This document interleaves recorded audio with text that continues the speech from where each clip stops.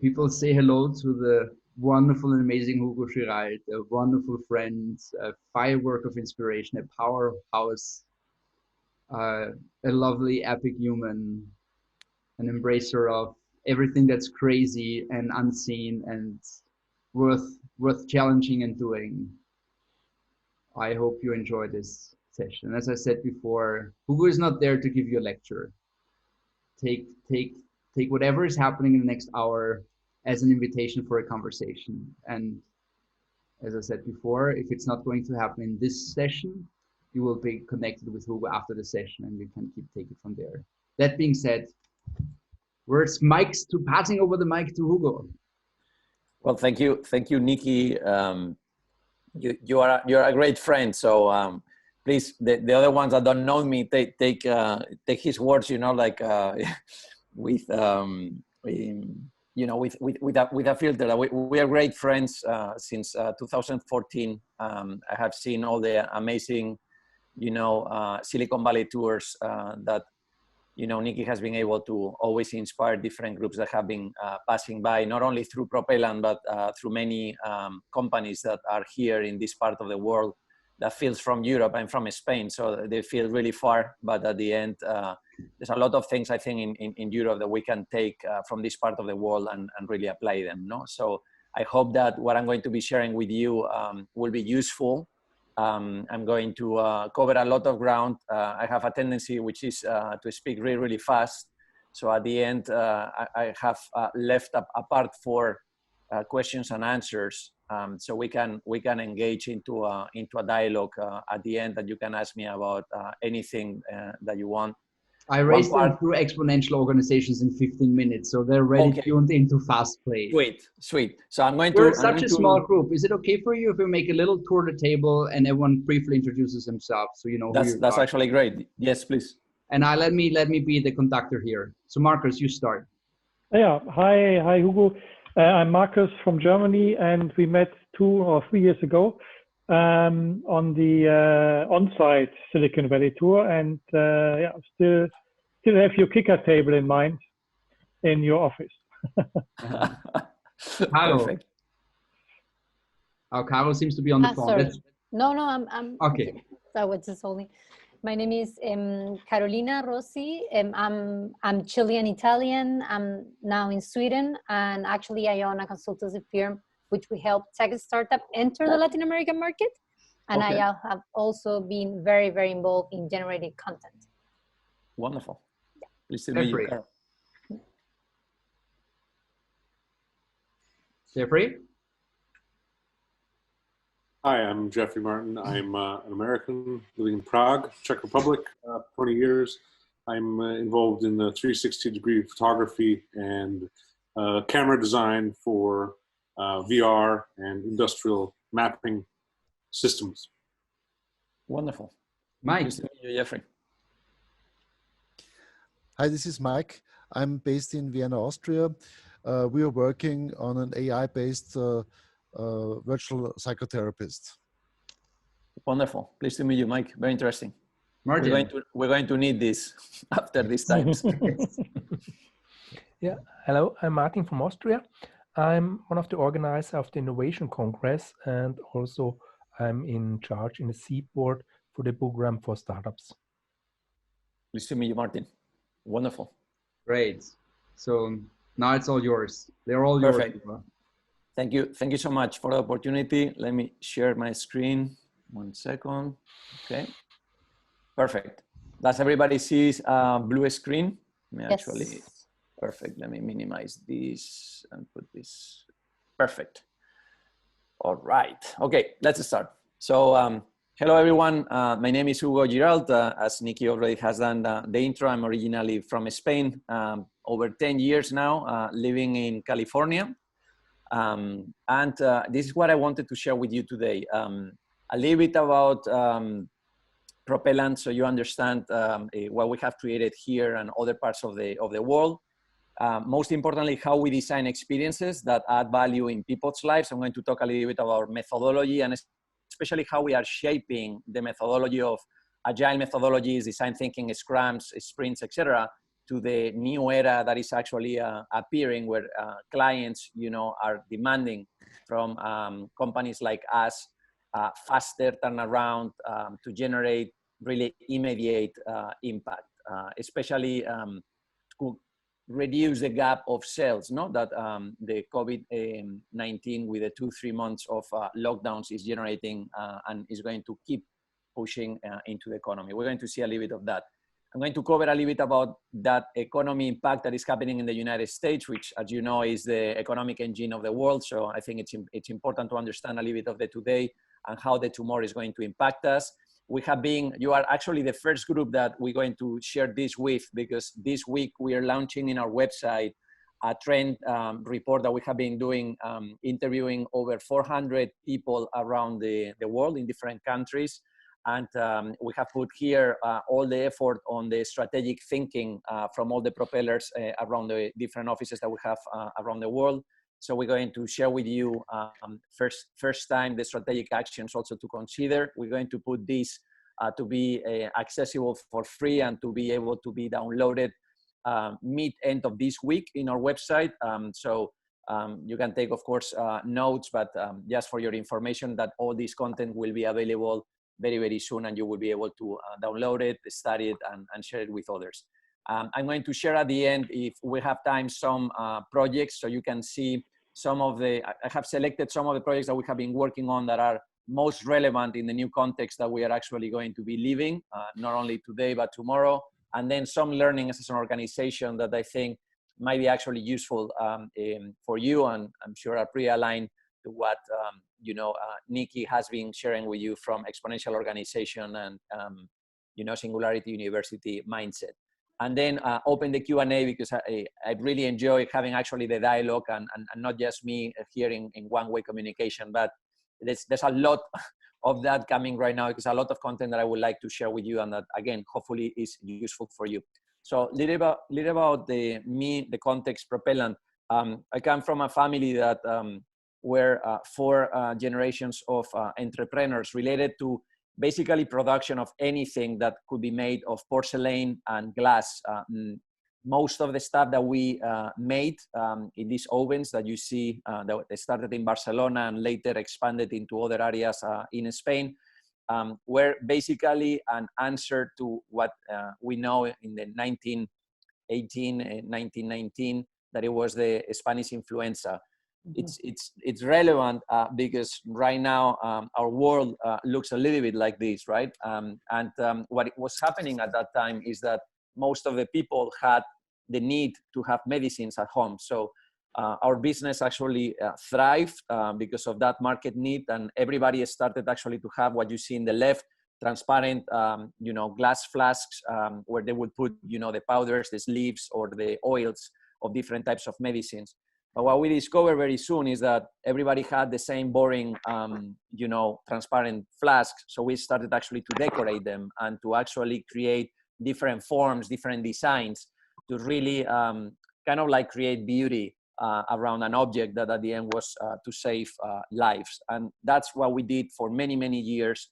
And it's something that I wanted to start the conversation with, because it's really relevant nowadays, no? So now a little bit about propellant. Propellant is a very a special place full of a lot of talented people. We have strategists, we have designers, industrial designers, user experience designers, and also engineers, electrical engineers, like my co-founder is an electrical engineer. We have mechanical engineers, industrial engineers. So for us, it's really a very special place where we make the extraordinary. I like always to explain it that it's kind of like MIT, but instead of being a school, actually we make a living out of bringing, products and services to life. So Propellant really is a global strategy, design, and engineering firm, and we help companies transform and grow. We believe that growth comes as a consequence of transformation. So for that, we bring products, services, and experiences to life that can truly add value in people's lives. If we work in a project that does not add value in people's lives, then we do not want, to push it. We believe that there's an integration between the digital and the physical. This is what we call the transformation that we are all in the different companies and also as professionals, as people facing. This is how we're helping our clients very quickly. Strategic research, ethnographic research. We identify what are the pain points that people have, and we turn it into areas of opportunity. We do transformation and growth strategy, which basically is the deliverable is a pipeline of innovation, what to do in the short term, mid-term, and longer term. And that's basically what we do most with our clients. And then we bring it to life, which is the next service that you see there, which is what we call design and engineering. For us, we are solution agnostic, so it doesn't matter if it's physical or digital. We just push the solutions into life. And then space experience design and the other services that you see is things that clients have started through these 7 years of existence. They have started to ask if we can help them. So space experience design, everything related to the design of innovation centers, of the design, for example, of retail spaces and experiences in that before, during, and after entering into a space. We have started to do a lot of that type of work. We're working with McDonald's, for example, in Europe, redesigning the experience of, McDonald's restaurants. We're working with banks like BBVA, redesigning their innovation centers, museums, stadiums, restaurants, these type of things. And then we're doing a lot of sustainability and circular economy design. As you know, this is very related to transformation and growth strategy, but in the agenda of companies, really sustainability and circular economy is becoming like a top 3 in the agenda, especially for CPG companies that are asking how they can actually, be more sustainable, reduce waste, etc. No? So we're doing a lot of projects there to create, avoid the single-use packaging, create strategies. For example, working with Converse, which is part of the Nike family, to how to make a highly sustainable, for example, Chuck's shoe. We're working with McDonald's on the sustainability strategy, Coca-Cola Company, etc. And then cultural transformation. Sorry, I think there's someone that doesn't have the mute, and I'm hearing like a lot of paper moving. Sorry, if you could mute, highly appreciate. Thank you. And then cultural transformation goes together with transformation and growth strategy. And as you know, cultural transformation is part of the same coin, right? I mean, you have to change the way of doing things in an organization in order actually to change the output, the deliverables, the results, whether are products, services, or experiences. So the change of cultural transformation for us, we're doing a lot of training to organizations on how to work on agile methodology, how to actually prototype in fast prototyping ways, and how to really do MVPs and test them, pilot them, etc. Bring them and scale them into the market. And then we're doing a lot of acceleration workshops of 1 day, 2 days, and 3 days, basically working with clients on how to solve very quick turnaround problems, especially nowadays where the agenda is very short-term oriented. And last but not least, we have new ventures where we collaborate with some, like startups that we do design or engineering in exchange, for example, of a percentage of equity. And I'll share one of them that I have put as an example that I think is interesting later in the deck. So we started in San Francisco, which is probably the hardest place to create, a strategy, design, and engineering firm, because just in our neighborhood, there are like 60 design studios, just to give you a context. But that was the reason why we started in San Francisco instead of in Europe first, to actually, find our niche, really differentiate. And then from San Francisco, that we started 7 years ago, 5 years ago, we opened in Madrid, from where we are doing a lot of pan-European projects. We're working, for example, with Austrian Lottery, and that Nikki brought in one of the tours many years ago. And we are working for many years with them now from the Madrid team. 4 years ago, we started in Mexico City, which is already expanding into Monterrey. And recently this year, we opened in Bogota, Colombia. And then we have a team of 27 people in Shanghai that is very focused on e-commerce, basically helping companies from Europe or the United States or Latin America bring products into China. As you know, you need a local partner. So we are being the local partner for a lot of those companies already, with partnerships with Alibaba, Alipay, WeChat, etc. Tencent. And basically what we have been building is a hybrid team, what we were commenting before about the strategy, design and engineers. And the objective is really to create a team that are thinkers, makers, and most importantly, hackers. Hacking is really our mentality, because hacking is really the way of bringing ideas to life that really add value to people's lives, but also about the speed, about fast prototyping that we were commenting before. We have the privilege of working with top companies, Fortune 500 companies around the world.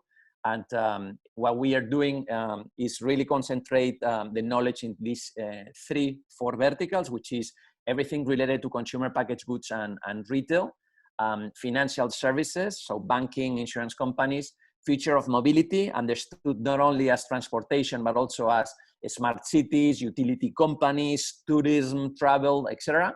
And then the 4th vertical that is growing very much in these 7 years is what we call industrial groups. So we're working with Cosentino, that is the #1 manufacturer of, coverage for buildings, or also for kitchens internally. We are working also with Vitro, which is one of the top 3 glass manufacturers and producers of the world, and they focus on consumer packaged goods, on transportations for car companies, and also architecture glass. So industrial groups are very important also for us. And then how do we design experiences? Getting a little bit more on the methodology, no? Well, we use what we call user-centered agile process, very similar to what you have seen and read about design thinking or Scrum, etc. What we believe in, to make it short, is that we need to have teams in parallel that are multidisciplinary and that cover, we have people from design, engineering, and strategy from the beginning to the end of a project. For us, that's key. I'm going to explain this a little bit more with this slide. So as COVID-19 has come, most of our clients have started to really demand from us that we are even faster on delivering solutions for them.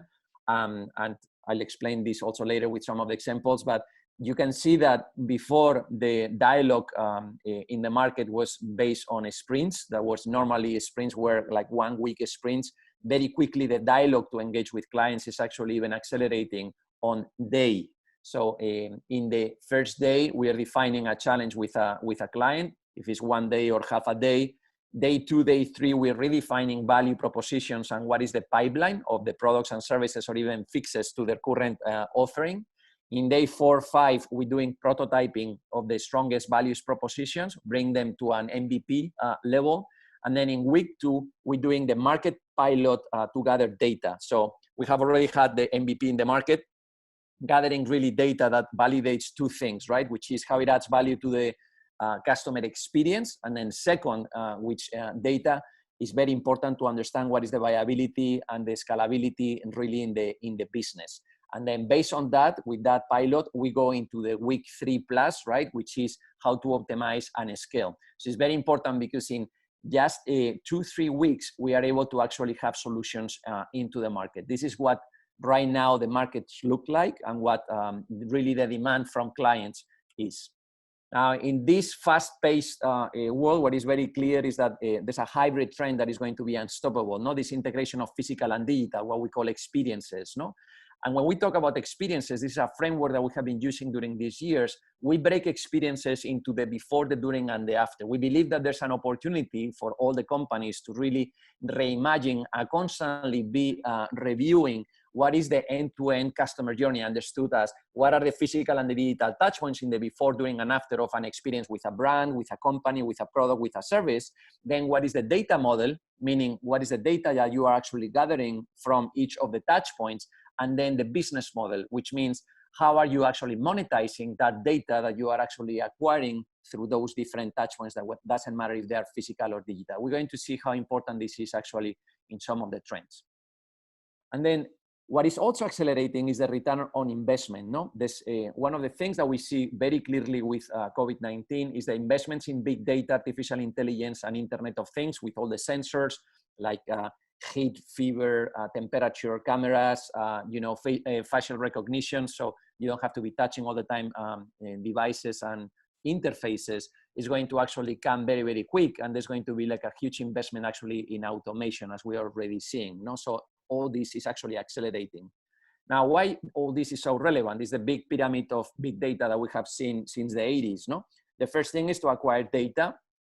Easy, you can centralize, big databases or data lakes of actually consumer databases.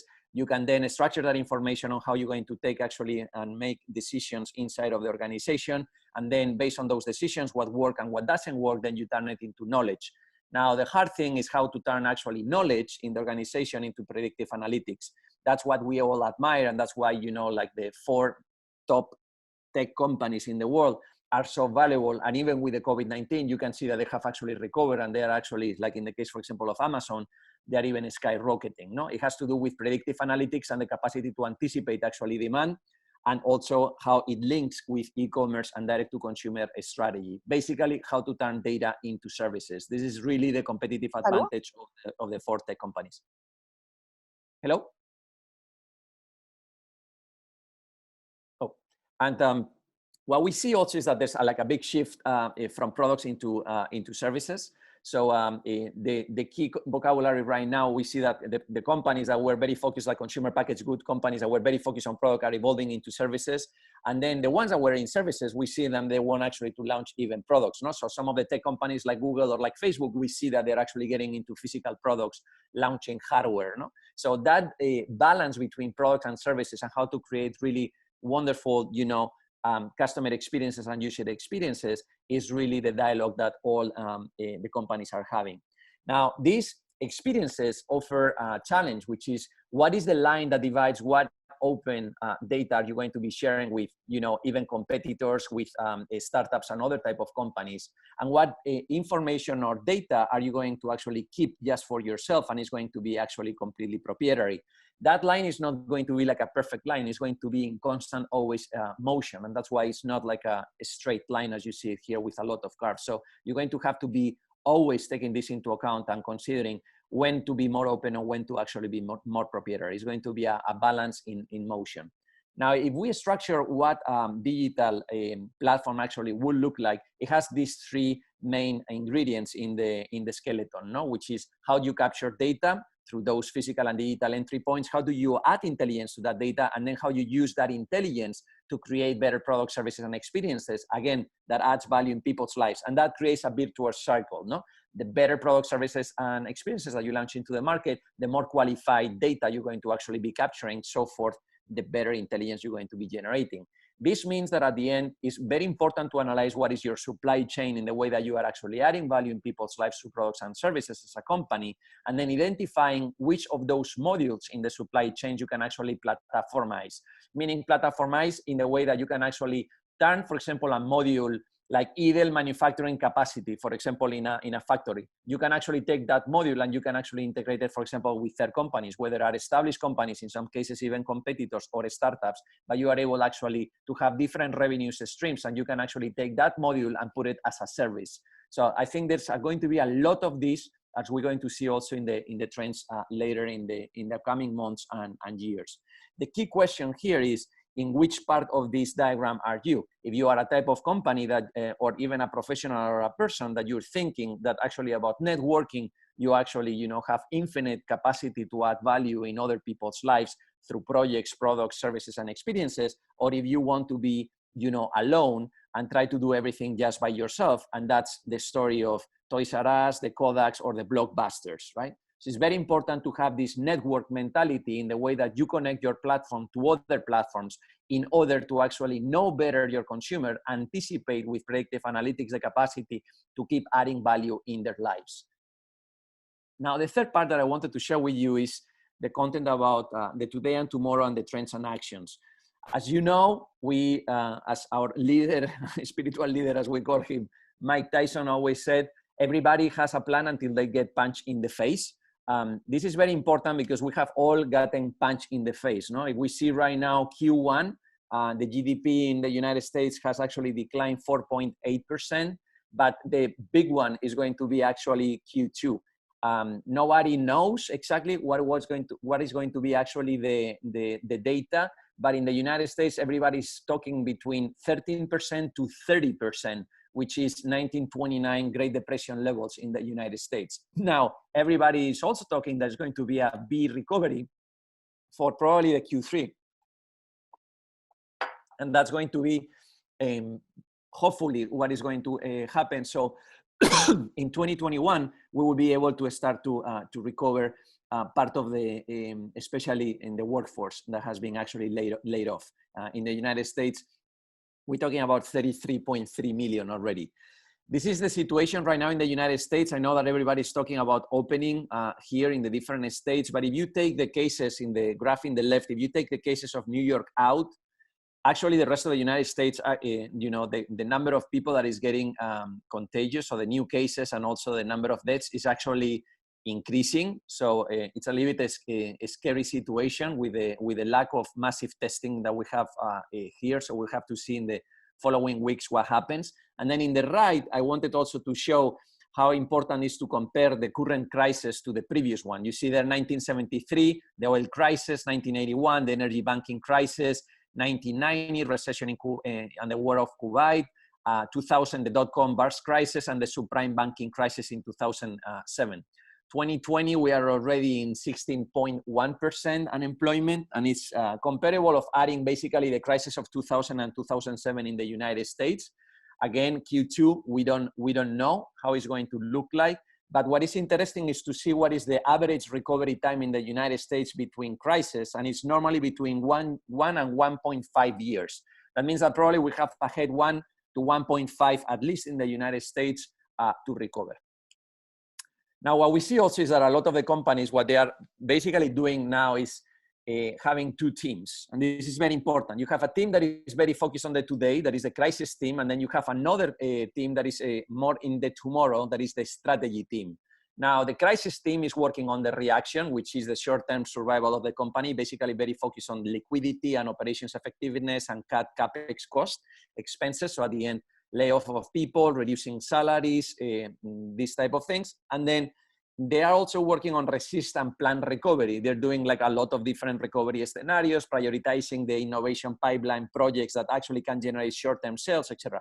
And then the strategy team is actually helping also on the resist and the plan recovery, doing other type of scenarios a little bit more optimistic for the recovery, but mainly doing reinvention and transformation. So acceleration of future and digital transformation, review and adapt the customer experience and the consumer journeys, those end-to-end before, during, and after. If you are a retailer, or if you are, for example, a new, you know, CPG company actually that is going to be facing the next months, you're going to probably have to launch new products or actually change the marketing strategy from most of the products that you or services that you're going to be offering in the market.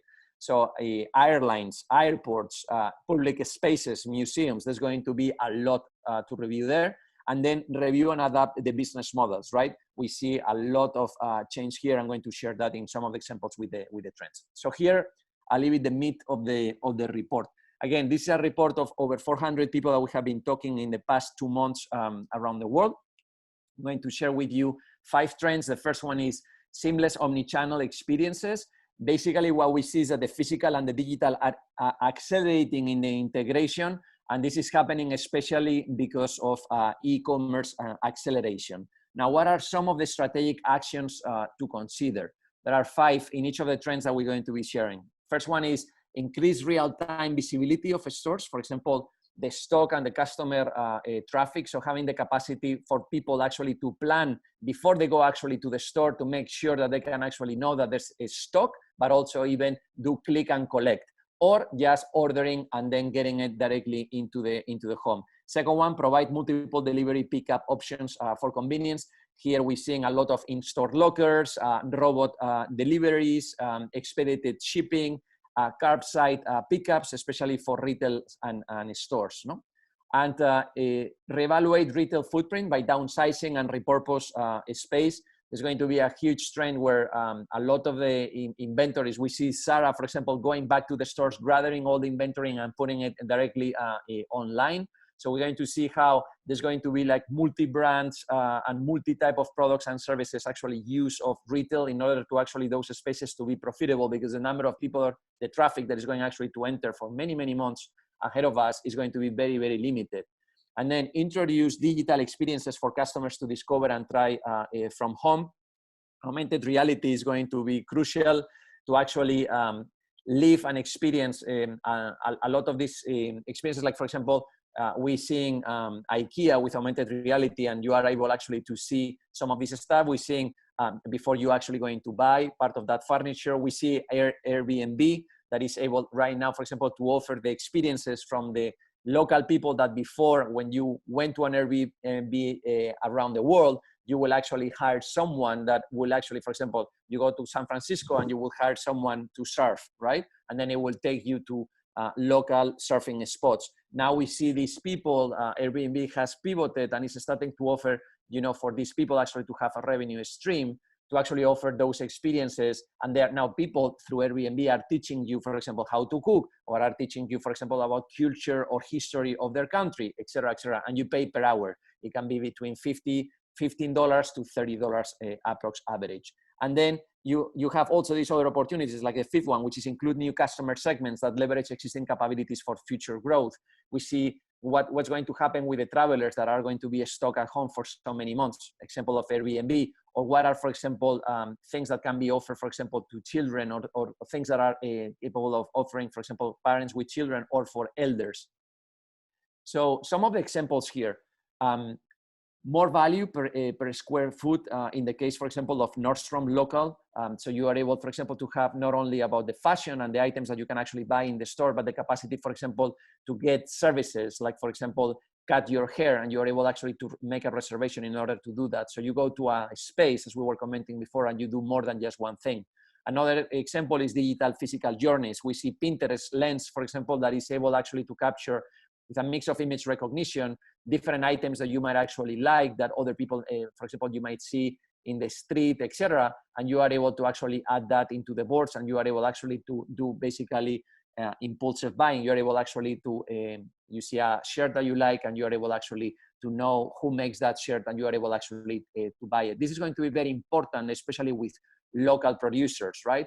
Local fashion, local farmers, local, a lot of different things. So you're going to be able actually to do that more easily, for example, through apps like Pinterest Lens. And then tailor experiences like Airbnb online experiences that we were, for example, commenting. Please see it. It's a great example of how, you know, Airbnb that had to lay off 25% of the labor force, for example, their employees last week, they are pivoting into this platform in order to actually keep helping these people that are, you know, locked down around the world to actually make a living and make money thanks to the platform of Airbnb. It's a very good example. Number two of trends is cooperation for the collective recovery. This is something that we have seen that is very, very crucial. People are going to not be in a good economic situation, and speed actually on how people can collaborate with others and how to market actually products or services even faster is going to be crucial to actually make a living. So we see some of the actions that could be considered here, like, for example, form alliances based on shared values to learn quickly and thrive. This is very important. You can actually see how Lear, that is a car seat manufacturer, for example, has published their internal plan of reopening factories. So other factories can also reopen because they know that they are part of a larger ecosystem. A little bit what we saw also with Tesla, no? Opening all the patents or opening the blueprints of the Gigafactory to others to actually create other Gigafactories. That before was only seen in Tesla, we're going to see that across all different industries. We're going to see also how to offer excess capacity as a service to prevent resource idling. This is why we were commenting about the manufacturing plants. Manufacturing plants, we're going to see that that's actually going to be opening to create more products, because just creating the massive products that they were producing before is not going to fly. They're also going to be much more flexible. There's going to be a hybrid or a modular type of manufacturing that we're going to see that around the world. And I explained that in some of the other trends and examples, because modularity brings the capacity to actually localize manufacturing and do not produce everything overseas, which has produced a lot also of waste and inefficiencies. We're going to see really a rise of local manufacturing, and then leverage resources and brand to help the small businesses access really consumers online. We see here already consumer packaged goods companies like are offering, for example, for the small brick and mortar convenience stores, for example, in neighborhoods, in cities, in countries, to have the capacity to actually leverage, for example, the platforms, the digital platforms that these big CPG companies actually have to empower them. So they are able, for example, as a small convenience store, they are able actually to manage, for example, online ordering or online payment, or the capacity, for example, to fulfill the delivery, because they have actually a platform that is offered to them that can offer, for example, loyalty or rewards programs or promotions, etc. So that we see that that is an uprising also that is going to be very important, because CPG retail companies knows that if all these small players actually die, all these convenience stores, all these small family chains, The problem is that they are going to have a world where they're only going to be negotiating with Amazon and with Walmart. And that's a very bad scenario, because year after year, they're going to just keep negotiating prices down. Apply an open innovation approach to capture opportunities. This is a mentality that is going to be crucial, and we're going to see across all organizations and all sizes of businesses. And then localize supply chains to reduce risk of interruption. This is what I was referring in the example in the number 2 before. That is the modularity, the capacity to produce certain things, maybe, you know, in China, but other things you are going to see that you need to produce them to reduce risk, like in situation of what has happened, for example, with COVID-19. And also because the economy is going to be hit so badly that actually, you know, the countries are going to push really, really hard to their citizens to buy products that are nationally made in order to actually generate national jobs. Because if we keep buying things that are from other countries, at the end, we're not going to be able actually to repair the damaged country that we have in our hands. So we're going to see that happening a lot, and there's going to be a thin balance, no? Because also that philosophy also affects, for example, exportations. So depending on which country you are, you're going to actually see this impacting more or less to your strategy. Putting some examples to this, open innovation, we see, for example, UCSF partnering with Aura, which is this wearable ring that you can actually put and gathers all type of data. And right now it's very focused basically on biorhythm related to sleep, but they believe that with temperature and biorhythm, they are also able to probably with predictive analytics to be able to predict if you're going to have or you have already COVID. We see also the app of Pinterest that is called How We Feel, that exchanges data, for example, for meals that can be given, for example, to homeless people here in the United States.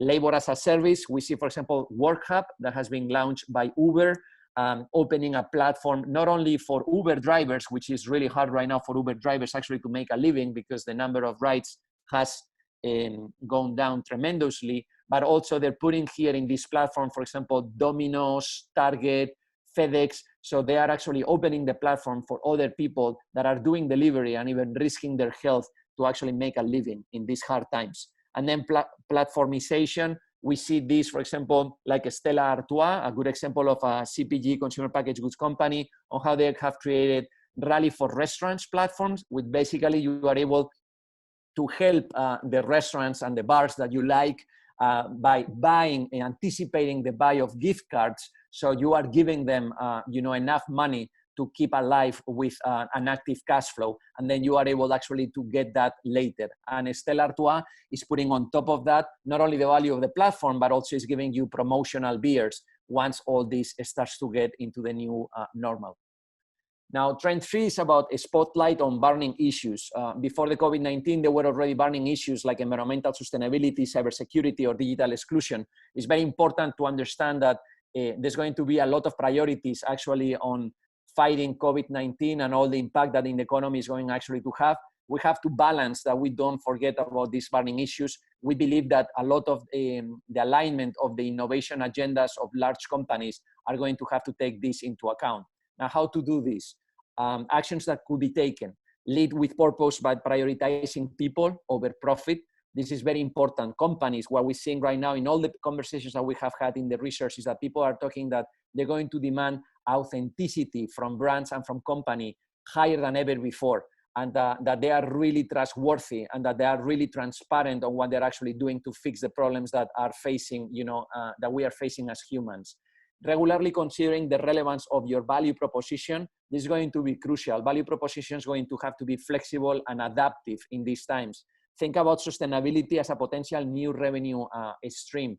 This is important. We have to understand that waste, it can be actually seen as a matter that you can actually extend into repair services, into byproducts, into transforming rotten produce into clean energy. We're seeing companies that are appearing that are taking, for example, plastics, and they're actually with enzymes recycling it into fuel that can actually be used to do other things. We're seeing, for example, some of our clients like Converse extending the life of Converse to see how they help, for example, to repair the soles of the Converse, even increasing actually the number of use of sustainable materials as they repair your shoes, so they extend the life.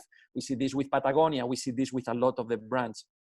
Design differentiated customer experience journeys for excluded segments.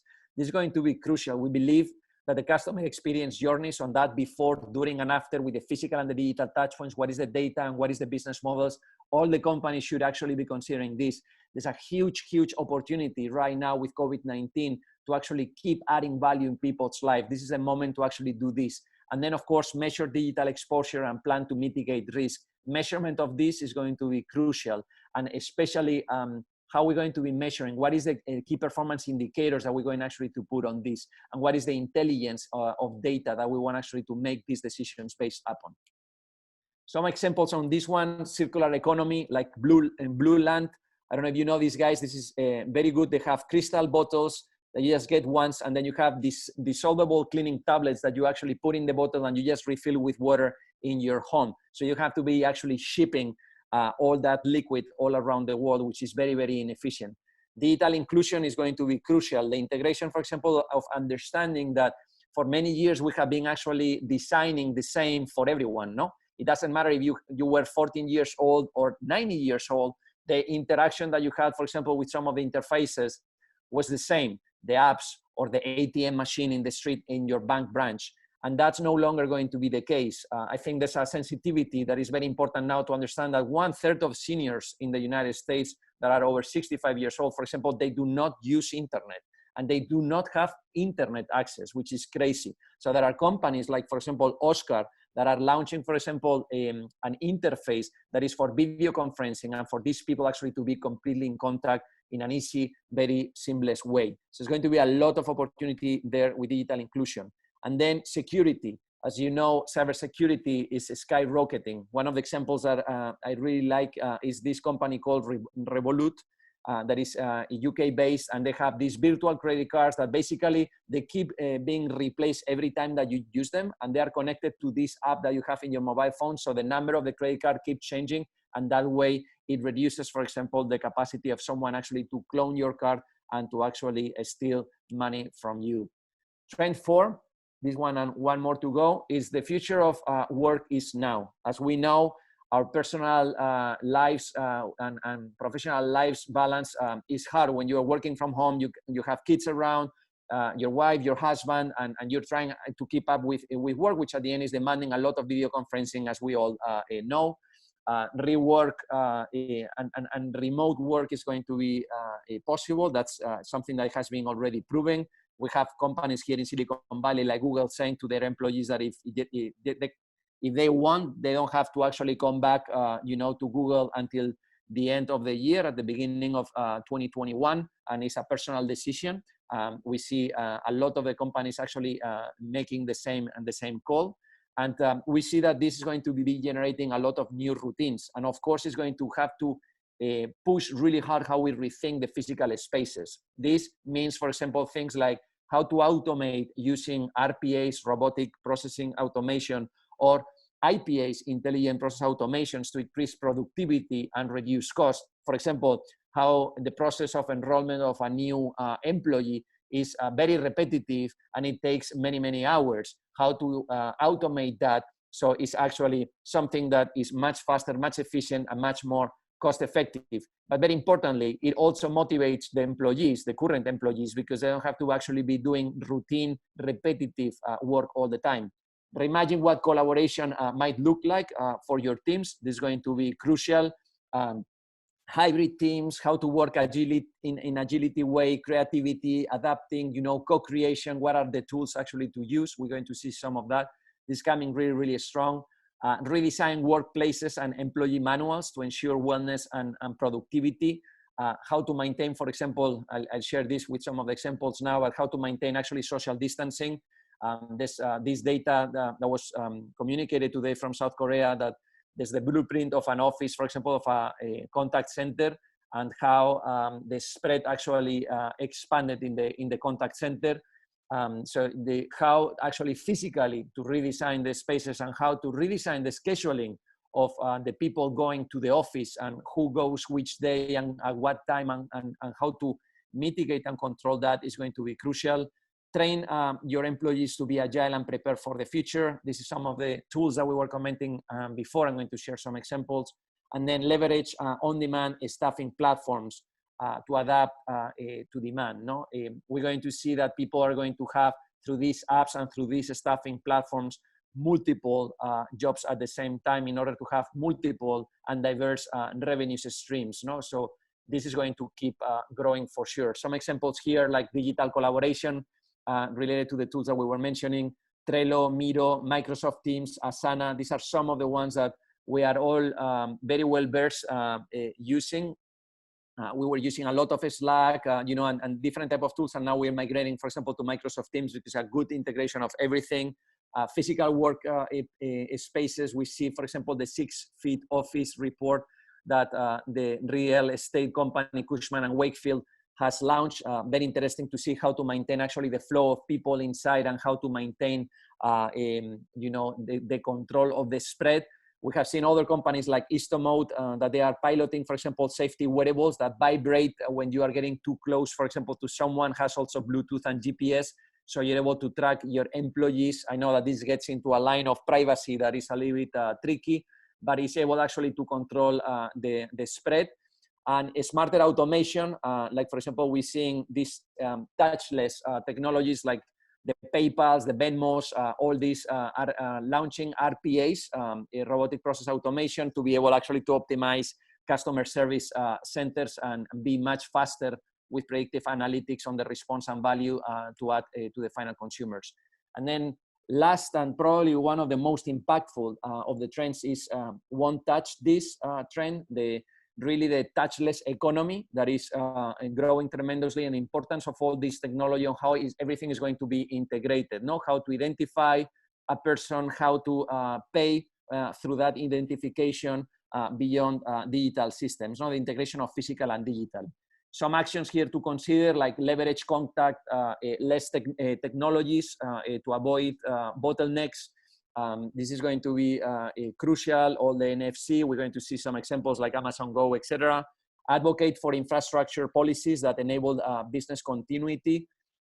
We're going to see a lot of need on the transportation, for example, of public transportation, people, how they arrive in buses or in trains to their offices. We're going to have public infrastructure going to have to be completely reimagined, and governments have a big challenge here. Also, how they're going to provide PPE, personal protective equipment, and how they're going to be cleaning all this public transportation in a regular basis. Then we have redesigned indoor venues so that customers can re-engage safely. This is going to be very important related to the pre-booking services, the e-commerce integration, the click and collect, and the automated sanitation that we were commenting before in some of the trends. And then adopt technologies and systems that integrate with customer devices, the augmented reality, the ultrasound, the 3D mapping, and cameras that interact with you as a person, so you don't have to be touching interfaces that at the end other people have actually touched and can be actually hotspots of a spread of the virus. And then consider how to make existing experiences more meaningful. There's going to be an opportunity, as we were seeing before on Nordstrom, for example, that you are able actually to register in advance. You are able to interact, for example, with personal shoppers and with other people that might offer you different types of services, and actually how to engage and give back to the local community that needs to recover from all this. Some examples, Amazon Go stores that they already started to work on this many years ago with already active pilots of stores in New York and Seattle and here in San Francisco. They're integrating basically computer vision with sensor fusion, radio frequency tags, and deep learning. Digital identities, a good example of a company, if you don't have them in the radar, is called Proxy. Proxy engages into keyless, badgeless office entry technology, basically based on vision to recognize really the identity, etc. And then share experiences, which is basically the capacity of how you're going to be sharing, for example, in a museum, the experience with other people that maybe are not in the museum, and there's going to be like a lot of these type of services. We see 1 minute or gift are some of the examples of what's happening. So if we sum up the 5 trends that we have, it's seamless omnichannel experience, cooperation for collective recovery, a spotlight on burning issues. The future of work is now and won't touch this. I'll share also this with Nikki so you can have it. And again, we're going to put the trend report with much more deeper information on this and some infographics also on the quantitative data of the research during this week. So you will have access to all the information in detail. So again, the methodology to generate impact that we're doing, define the challenge, redefining value proposition and the pipeline, prototype strongest value propositions, market pilot to gather data and optimize scale for full launch that we're doing with the clients. And just some examples to put you, I'm going to go through this very quickly, but so you can see some of the examples of work. The best way to predict the future is really to create it. So we believe in that very much, being makers. And Peter Drucker talked more from the economic point of view, no, and businesses. But we believe that also is applicable to products and services. So this is how we normally work with clients on that agile methodology. This is, for example, the Coca-Cola company asking us how to compete with Gatorade. No, they have Powerade, which is the underdog. Just to put it in context, they have 3 times less budget. No, so for example, we did a research around the world to identify really the needs. The opportunity really on that before, during, and after that we were commenting before, no, on the experience of preparation, activity, recovery, and then how that translates into ideas, into concepts. We deliver a pipeline of innovation, short-term and interactive bottle for the World Cup. Now when you know, the players will be drinking from it, it will lit up the logo of Powerade, and you can see here all the technology inside. It was a big success. Second deliverable was how to hydrate the whole teams much faster. This was kind of like a hydration tower that was cooling down 18 bottles at the same time over wheels. And it was launched into the Euro Cup. As you can see, the tower has like a stickers, or also in the bottles you can see different numbers. This was very important because the players were drinking like different things. So we see here, for example, the command center and how basically we created a station that we, through bioimpedance, we actually read what was the level of hydration of each of the players, and then had the capacity to give in real time a full personalized solution for each of the players before, during, and after playing a match. We broke that into the different pieces of the experience, the before, during, and after that we were commenting before, and we brought them to life. No, how to bring to life, for example, the user experience of the interface, how to bring it to life through different prototypes from low resolution into mid resolution. This is the final one that was tested in Russia, for example, among other teams, the official German team. It's pretty impressive when you see the German team to really see and tell, you know, wow, it's incredible that Powerade finally is actually giving us, you know, true solutions to hydrate, and not just, you know, doing a TV commercial. So we believe that this is what we were explaining before, that brands and companies are going to be shifting from not only products, but also in the integration with services. In this case, it's a service in the way that you can have your Powerade bottle with a radio frequency tag, identifies you when you get close to one of these machines, and is pouring a personalized solution that is different for you than for anybody else, with 1,000 type of variables. We have been working a lot with Audi, doing personalization, for example, of the experiences. As you can imagine now with the COVID-19, there's going to have a lot to do, for example, on how cars can actually avoid spreading, and also how cars are able, for example, to detect if someone is actually sick before they actually get worse or get others in the car, for example, sick. We're doing a lot of work, for example, on products and services related, for example, to elders, like this type of products for aging population, with all sorts of different services, like 24/7, for example, doctor, on how to have, for example, social talk and the capacity to don't be lonely as the cause of a lot of the illnesses that people actually have.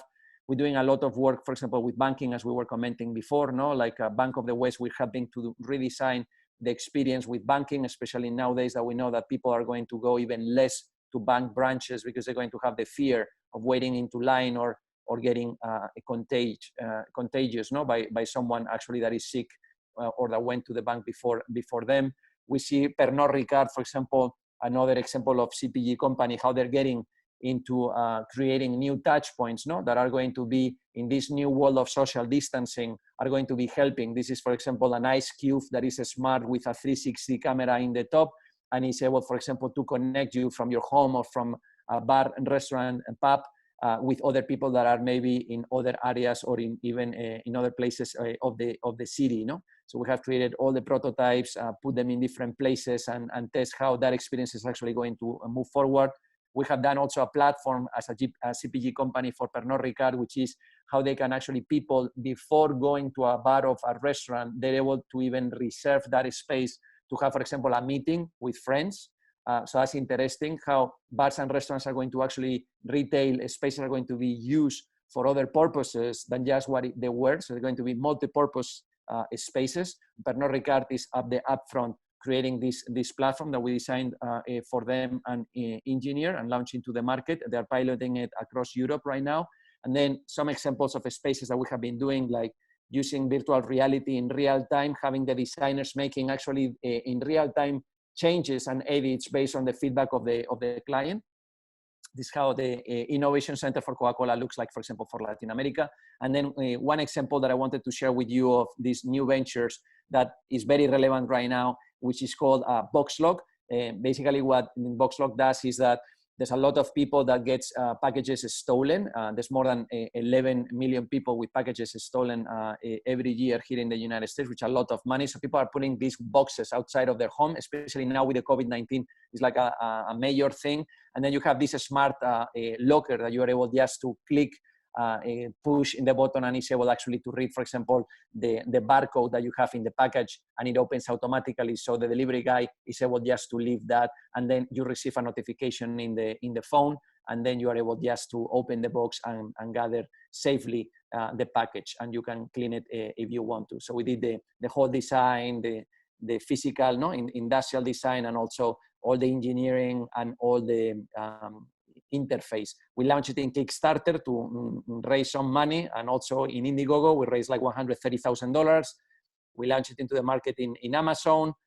It was selected by Forbes magazine as one of the top devices last year, appeared in the TV show of Shark Tank, and it's a great example now, no, on how this a solution of contactless delivery type of solution, as we were commenting before, no, as an example. And then this is the type of proactivity that we were commenting before, that we have been working during the past weeks in creating an open source platform for a ventilator. So the people, these are the different iterations that we have gone through, so that people actually can take the blueprints and they can actually produce this with OEM existing parts from car companies. This is the making of the different prototypes. And this is, we are focusing very much right now on Latin America, because it's where they have actually this peak happening right now, and they're going to have a shortage of ventilators. So you can see there the different iterations of the prototypes, and then how we're helping also here in San Francisco to produce PPE material for doctors and nurses in different hospitals here, using our laser cut machines, the 3D printers, and all the different tools that we have. And then on sharing learnings, I think I'm going to stop here to have the capacity to engage better on the Q&A. And I think it's better, maybe, let me get this, stop share, maybe engage here on the conversation face to face, and I'll share some of the learnings, I think, talking based on the questions that you also have. But thank you for the opportunity. I know that is a lot of content thrown to your minds. I hope you find it useful, which is the most important thing, so you can apply it to, you know, the companies that you work or the teams that you're working with, and happy to answer any questions that you have and to share some of the learnings in the answers. Thank you. Thank you, Hugo. Such a great session. Jeffrey already posted into the chat that he is into circular economy and garbage problem and VR. So I think that's a good starting point. That's wonderful. That's wonderful. Jeffrey, maybe to jump in.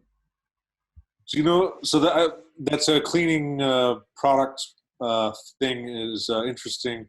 I saw another company called Loop, which is also, you've probably heard of them. Yeah. I think it's a nice start.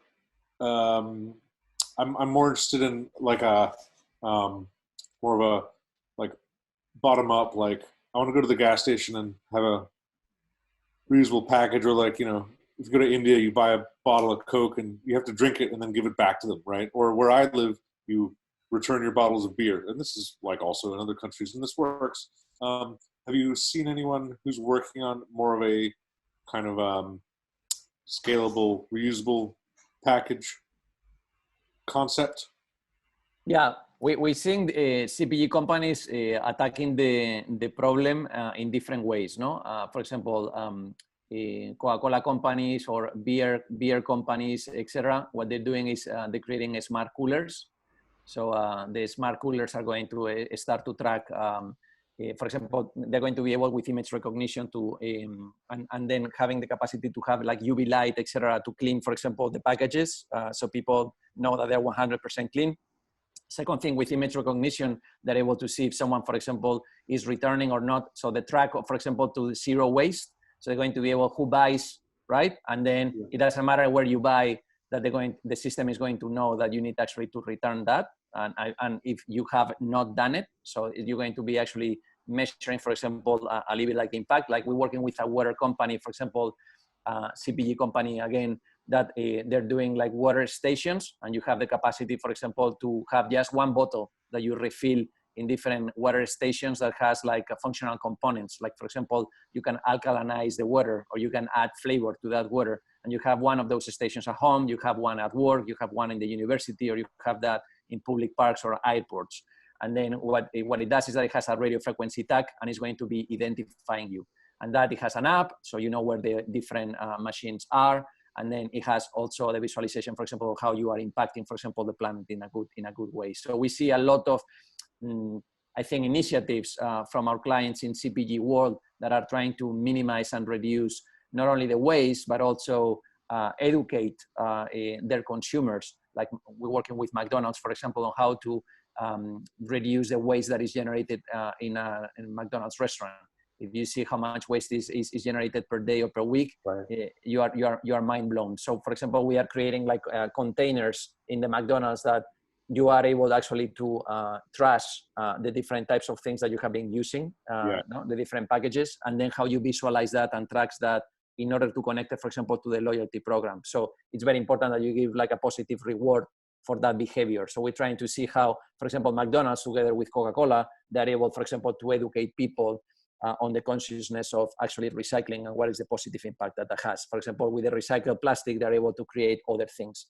Right. So this is the issue that I have when I was trying to come up with the economics of how this can work. And the more I learned about recycling, the more mad I got, because these companies generate garbage and expect us, it's our responsibility then to deal with it. And they generate this garbage in the form of packaging, which is briefly used, but spends most of its life as garbage. And then we have to deal with it. And if we put it in the recycling bin, we think that we are dealing with it, but in fact, we're not dealing with it. It'll just end up getting burned somewhere or dumped in the river. But I'm trying to figure out if there's a way for these big companies to actually solve the problem in a really different way without legislation or without the cost of this externality, because currently the garbage is a total externality. So yeah, pay for it. It's a fair question. I don't think, having worked with these companies for quite some time now, I come from Coca-Cola. I worked almost 10 years for Coca-Cola company before. Oh, okay. So I come from the other side of the force, let's say. Oh, wow. Okay. But I think you're asking the right question. I think that probably the challenge is that the solution is going to be a ecosystem of variables and not just one. And I put an example. We had a problem that was generated in the past, which was the ozone layer hole, right? And how was that resolved? Well, it was resolved because, legislation came in, governments pushed the production companies that they needed to change the way they were using fluorocarbons, no, and the CFCs actually in the production of all the sprays and aerosols, no, that they were actually using, and everybody went crazy. Remember at the time, oh, we're going to go bankrupt. This is the end of all our companies, Procter & Gamble, Unilever, all these ones, no, everybody protesting. Yeah. They didn't go bankrupt. they changed it, and the whole of the ocean actually got reduced. Coca-Cola company in the past used actually glass. We made actually the Coca-Cola bottles, for example, my family in Spain a long time ago, right? Yeah, and now it's PET. Now the question is, does Coca-Cola company make the PET? No. Does Coca-Cola company make the bottles? No. There are other people that make them for them, right? But what Coca-Cola company can do, or companies that use Tetra Pak, which by the way is probably like the worst, even worse than PET. There's no way to actually delayer that stuff. What they need actually to have is the pressure from the governments, and then they need actually the pressure from the large Fortune 500 companies to tell the vendors that manufacture this type of things, like the Crown Cores, the Alcoas, like all these companies that are the ones that actually make the packaging for the CPG companies. CPG companies and government need to tell them, you have 2 years to actually produce in a completely 100% plant-based type of packaging. No, but we're going to go bankrupt. But you know what I mean?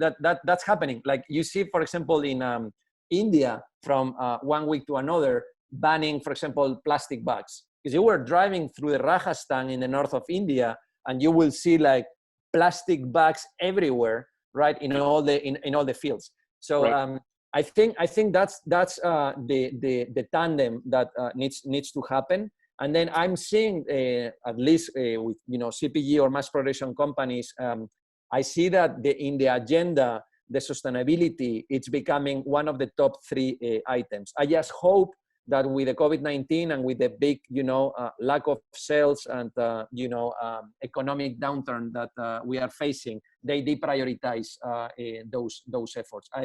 I'm going to push really, really hard that they maintain them as top priorities. No, companies like Coca-Cola, like McDonald's, like Converse / Nike. Great. Well, I'd love to talk to you more about it sometime. Yeah, a lot of projects that we have been working with these guys. What works, what doesn't. I'm open book to share. Cool. Well, definitely. I have a lot of questions, but I will focus on 2. Are you only working for clients, or do you accelerate your own ideas into startups? This was the first. That's a very good question. We do new ventures. Sometimes, like for example, Boxlock is a new venture with a friend that actually just had a business idea but didn't know what product or what service actually to bring into life. So we partner together, and we get into minor stake because we don't want to be like full. Like if you get over, let's say, normally we get 10-15%. If you get over 15% and you get into 25 or 50%, the problem is that you have to actually be leading that company, and that generates a challenge. But we are working more and more as a startup studio. So, for example, in some cases, like in the Boxlock, we have 18% of equity. In another one that we have done devices for elders and wearables for elders, we have a royalty base. So for every unit that is actually sold, that other people actually are manufacturing, we get a percentage of those euros back to us. We generate IP that we license or that we sell to other people. So we generate an IP portfolio. And then in some other cases, like for example, the Band 8, like the respirator, we have created that completely from scratch. And we openly, the respirator for Latin America, we give that completely for free for other companies. So yes, we have that mentality of a startup studio as new ventures, but we have a different range of involvement or engagement with partners. And how big is this part in your business? So, or Good in question. your future strategy? In our future strategy, we see that we're going to have different revenue streams. We see probably a startup studio as a spin-off in the future. So right now it's part of the same corporation or the same company that we have created. We have like a holding company in Spain, and each of the offices that we have is a subsidiary. Now we see that in the future, we will take a Propelland Labs, as we call it, and Propelland Labs, the new ventures, it will become a new company with independent capital. Why that is going to be important? We believe that in order to actually have that startup studio to keep growing in the future, we need actually to relate to existing investment funds that generate you also deal flow of existing, from the investment fund can generate deal flow of opportunity to actually collaborate with startups, but also from Propel Labs, you are able actually to generate deal flow to the investment fund. And the next phase that we see of growth of that is that there will be a point where it will be a hybrid model, where we'll be relating to top investment funds across Europe, 50, 100 million euros, but then also we will be creating our own investment fund. That's why we see this, that as it grows towards the strategy, towards the future, being 100% here transparent, probably that will become an independent company. So percentage right now, 20%. In the future, it will be another company. So it can be the same, it can be less, it can be more. Don't know, but it has a lot of potential. Okay. Do you have plans for German-speaking countries too? What, sorry? Do you have plans to go in German countries too? Well, we are working already pan-European projects with Coca-Cola Company, McDonald's. We are testing the solution, for example, in Munich right now of the smart water dispenser that I was telling you. It's already being tested right now in Munich with different businesses. So we're working with Austrian Lottery, and for example, for many years already creating new products and services for them. So we are working also with Lufthansa, doing like co-creation workshops and acceleration workshops, really to accelerate problems that they have with top management or with different teams from different parts of the company. They're going to need that, especially now with the big hit that they have gotten and the reduction of workforce that they're facing. No? So yeah, we have been, but we don't know if we will end up opening propellant in Germany or in Austria yet. But it's in our plans to expand into Europe, as we are doing already in Latin America. Yes, so we will open more offices in Europe, but I cannot tell you if Germany will be the first one or it will be. But in the coming years, in our plan, in the next 5 years, we have the objective of growing Europe. Yes. Right, but there is experience. We've been working together, introducing Hugo's been in Austria and Vienna several times. So whenever you see something that's a good connection, it's definitely going to happen. Okay, Hugo, I got a quick question. Yes, Carol. You? Yes. Okay, so I'm very intrigued because you come from a family business that actually survived the Spanish flu in a really innovative way. And today you show us that you're working with companies that are actually doing short-term solutions related to COVID-19. So it's impossible to know how much this will last because no one knows. But how much energy or effort do you think this big company should put into these new ways of business or these new ways of life? How important is it? How much effort should they put into this? Very good question, Carolina. Let's put it this way. COVID-19 is the #1 driver that is going to accelerate digital transformation for companies all around the world, right? Like whoever did not do homework before the COVID-19, meaning to have strong systems with an e-commerce strategy, with a direct-to-consumer, with partnerships to actually have distribution, with a supply chain, with the capacity to be flexible and adaptive to, something like this. Now they are asking themselves, shit, we should have done this homework, right? So whoever did not do the homework, they know that they need to do it. And whoever did actually the homework, they know that they need actually to reimagine all their customer experience touch points, right? You see it already in China, to your question. They have done an analysis on how the Chinese, for example, are behaving after the COVID-19. People are scared. They do not want to go back to bars, to restaurants, to the street, to the public park, to museums. They are scared. They are scared because nobody knows if there's going to be a second wave. I don't know if you have seen, for example, the graphs of in the Spanish flu in 1918, but it was crazy. There were 3 waves, and the first one was not the worst. I'm not saying that the ones that are going to happen, I don't have a clue. I'm very humble on this. I don't have a clue. But what I can tell you is that, for example, whatever the governments are going to be actually deciding, I have told every propeller in every office to stay at home until we know if there's going to be, you know, further problems or not. I can tell you that the largest companies in the world are telling their employees the same. So the tech companies around the world. For a second, if that's cool for you. Because I've been in a conversation last weekend with Metal just about that, and it was actually very interesting. And one of the guys pointed out that we have to take care that we're not having the wrong conversations again. This is not about waves.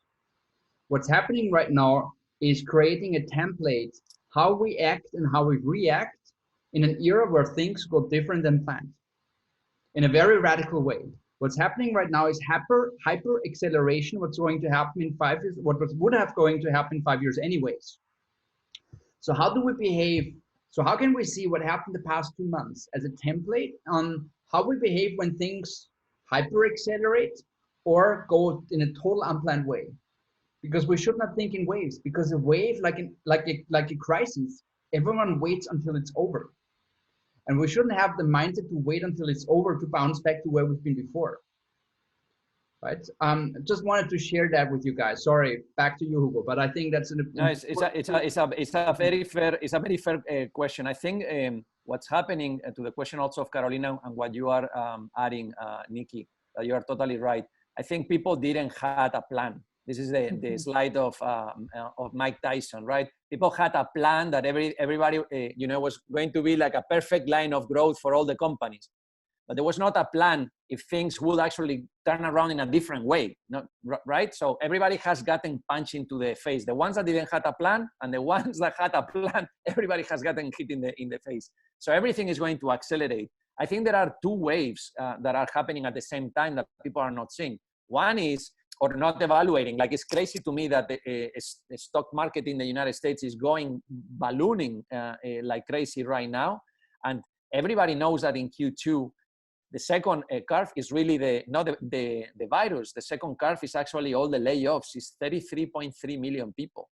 This acceleration that Nikki is commenting, you know that not everybody is going to get rehired by these companies in 1 month. There's no way.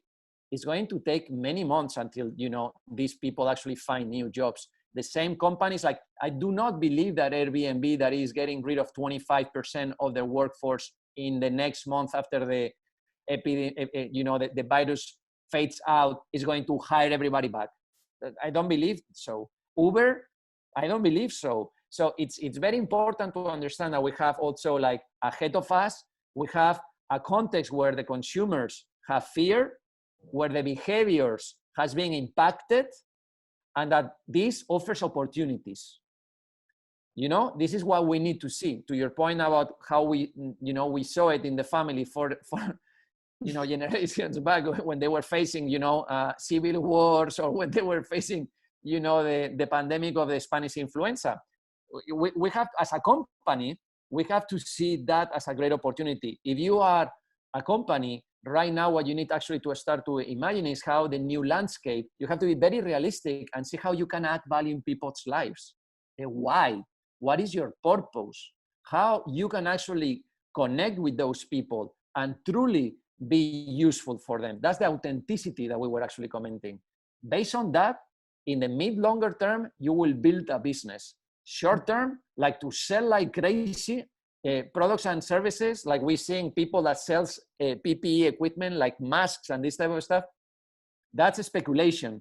But what is the key thing is, as a company, how are you going to be relevant? The examples that we were sharing, like for example, Airbnb being able to, pivot and offering through the same platform that they have, how to actually empower and maintain, a revenue stream to these people that they were part of these experiences.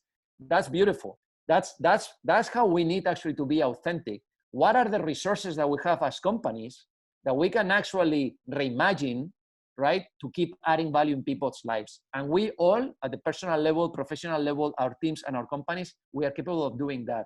But in order to do that, to what Nikki was saying, we need to actually reimagine this. Otherwise, if there's or not another curve, which I'm optimistic, because I think there's a lot on technology and on the speed of vaccines and everything that's going to actually be happening. But we know a lot of stuff that we didn't know in 1918. So I feel that we are much better prepared. but nobody knows if there's going to be a second wave or not.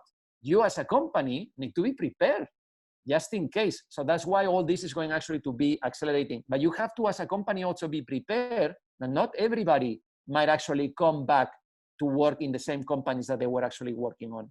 Now, is this going to be a new era of new startups? Maybe. It's going to depend how easy to access funding is actually going to reignite, because right now funding for startups really, really hard right now, right? But in few months or in 1 year, probably the optimism will start to come back. And I think there's going to be a lot of people that have learned to work remotely. There's a lot of companies that have actually find out that, oh, we keep operating with all these hundreds of thousands of people that are working from their homes. Why do we need to actually have a headquarter and pay all this space of an office when people can actually be working from their homes or from their, coffee stores in the neighborhoods? So that's also going to be happening. I think the landscape, to what Nikki was commenting, has been shaken completely, not broken, but shaken. And now there's a lot of opportunities that we need actually to start to, to redefine. But again, from how to add value in people's lives. It's a good question, Caroline. More questions? You mentioned that your key methodology is design thinking. And I can imagine that is also to do with a new thinking within your clients, so that they accelerate processes, that they find new ways of understanding customer experiences, speed up, and so on. How do you manage to get them on board? Because I think there will be front runners who hire you, who are thinking, but there's the rest of the team, the rest of the management team has to stand behind it to make it sustainable. How are you going to manage this, or to deal with that challenge? It's a great question, Marcus. We kick off last week 2 projects. One with Bank of the West to redesign the e-commerce website, because last year we worked on the mobile apps. And then another one with RJ Reynolds, that is the second largest group of tobacco. And the reason why we accepted that project was because it's about age restriction technology. So in that case, for example, we're going to be working with them on how to be able to age restrict, so minors do not smoke vaping, basically, which it's a good thing. So we're trying to figure all that out. So in that project, for example, we did the kickoff with all the top management, right? Everybody from the different departments, senior vice president, the chief information officer, the chief operating officer, everybody in a call, completely done remotely. Once we identified what were all the user journeys that we wanted to concentrate on, then we started to visualize them. Then we share them in another call with the client. Okay, at the end of last week on Friday, we very quickly share, okay, this is the before, during, and after. These are all the different flows that we see and the technologies that could actually be used on this. Again, with the technology people, we make a lot of decisions. We prioritize actually the roadmap of the solutions. And this week, we are working on the solutions. Now, this week is going to be crucial because they have a vaping technology, a device that we are actually working on what is the user experience and all those journeys, no, and the user interface. And we need to connect both, right? So we're going to actually have a fully functional prototype that is actually going to be sent to homes of different people in the United States, consumers, that are going to be able actually to test what we are creating and what the client is actually creating technology-wise. So we can have actually ethnographic research like video conferencing, and we're going to be using laddering technique to actually see how they're using those devices and what is the experience, like identify the pain points, that then we can do another iteration, and another iteration. Per week, we're going to be improving this in the next 3 weeks. So that's the acceleration that we are seeing in clients. Like something that usually took 3 months, now takes 3 weeks. You have to be super quick. And the reason why is because clients like a Bank of the West redesigning, for example, the e-commerce experience, because it has to be simplified, right? Because everybody, including even my mother, for example, in Spain, for the first time, she's asking me like, how do I use actually the bank online to actually make a transfer? Because before she would just go down and it will actually go to the bank branch, right? That is very close to her house. But my mother is taking care of my grandmother that is 99 years old. So she's super worried that she's going to go to the bank branch and maybe come back with the COVID and kill her mother. So she's freaked out. She doesn't want to get out of home, right? So she's asking me remotely, myself in San Francisco, to guide her how to make transfers to pay the utility companies. And it's the first time that she's actually using e-commerce. Now, guess what? It's amazing to see her saying, I never imagined that this was that easy. If I would have known, I would have saved so much time waiting in line in the bank branch, no? Now that's happening, that's a reality. That's a great example of how companies, for example, are seeing that opportunity. In the case of Bank of the West, which is part of BNP Paribas, the French bank, what I think is interesting is that what we are facing is that the interface and the user flows, the decisions that they have to go through should actually be a dialogue with people. And if it is someone like my mother, or is someone like me, should be different, should not be the same user interface, should not be the same user experience, right? It should be adaptive to that. And I think that's the beauty of the era that we are actually entering. That is how user experience and customer experience needs to adapt. And it's not going to be the same in all the countries, right? It's not going to be the same for all the different age groups. And to your point about the methodology, our experience is that we started with design thinking, and now it's a merge of agile methodologies, right? You have agile, which is more from a Scrum methodology, from software development. You have design thinking, and then you have sprints, which is, for example, more how you work, for example, in Google, no? With the 70, 20, 10 type of tools and all these different tools that they use. And they have 5-day sprints, no? I was part of the Google Creative Academy, for example. So you are able in 5 days to actually create these sprints, which are sprints per week. So we see all this really merging. You ask me, like, do you use design thinking? I use some tools of design thinking, but in parallel, I'm using Scrum, I'm using Agile, I'm using sprints. We see that the way of solving problems that add value in people's lives is accelerating, and it's only going to keep accelerating. I don't think that there's going to be a point where we will be able to identify a user need, create concepts, POCs, no, proof of concepts, and then create prototypes that add value in people's lives in 1 day. And you know, or half a day. No, there's a minimum, no? But I see that the 3 months or 5 months that consulting firms in the past were kind of like asking, you know, a lot of, in some cases, even 1 year or year and a half to create something. I think that's really being shaking also. And you see how fast the clients also are doing this.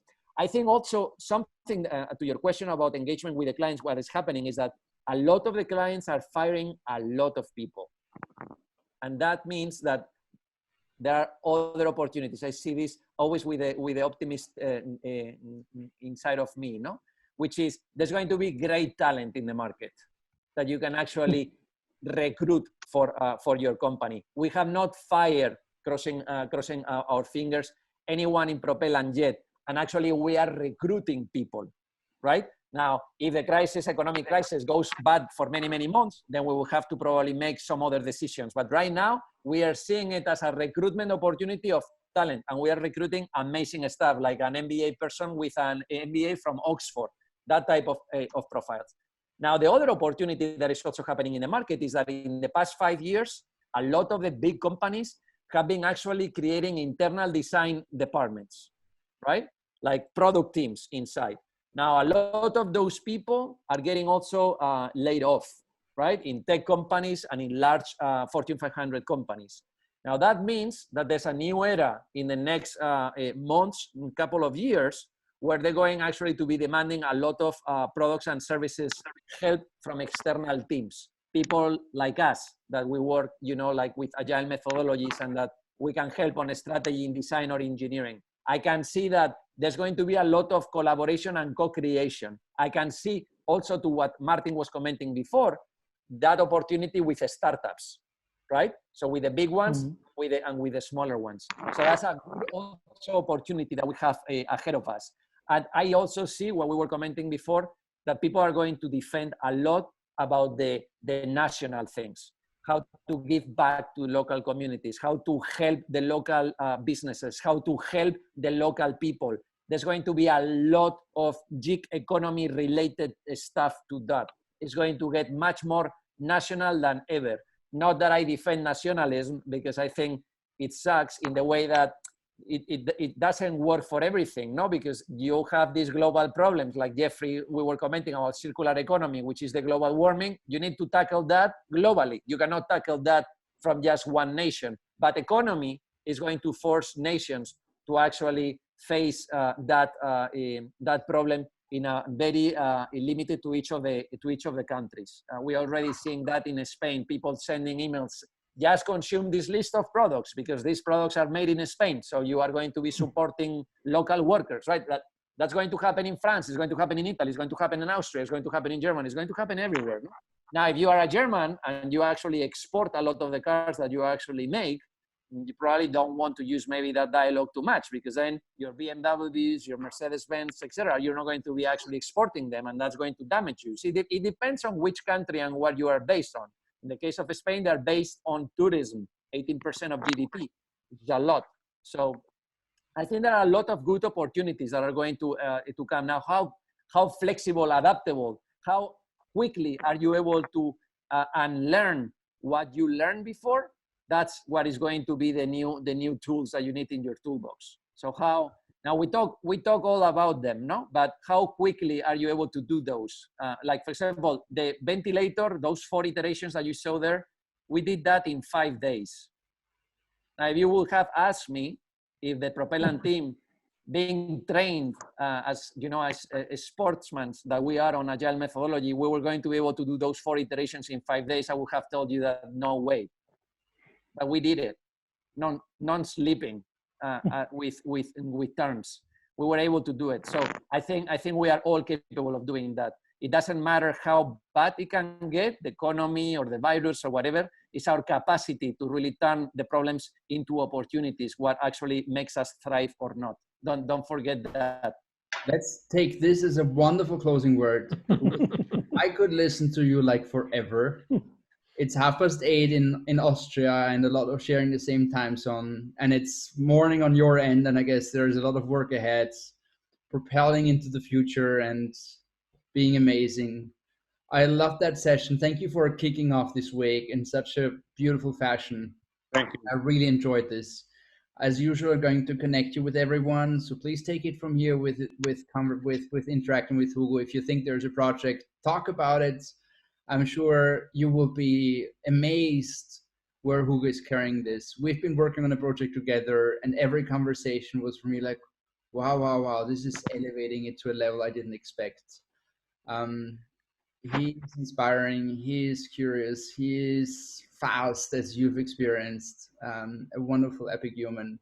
Thank you so much for taking time. It was beautiful. It was wonderful.